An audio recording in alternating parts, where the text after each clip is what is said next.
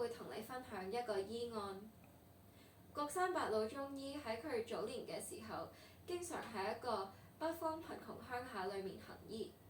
有一次喺大雪天嘅時候，佢遇上一個肺結核嘅男子。呢個男子啱啱受咗3重打擊，傷心、受寒、凍怒而開始吐血。郭山伯老中醫見係呢個情況唔放心，所以決定留低喺度觀察佢嘅情況。天越嚟越黑嘅時候，雪都越落越大，呢個病人吐血越嚟越多。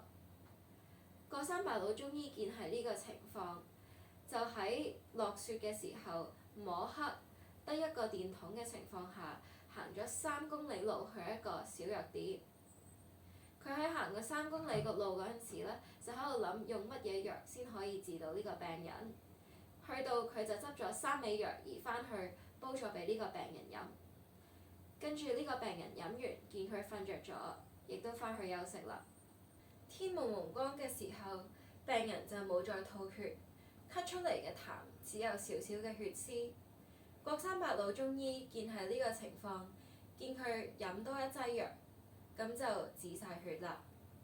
呢3味藥其實係大黃、梔子同埋阿膠，咁聽上嚟都好似冇乜特別啦。咁神奇嘅地方喺邊呢？下一節再同你哋講啦。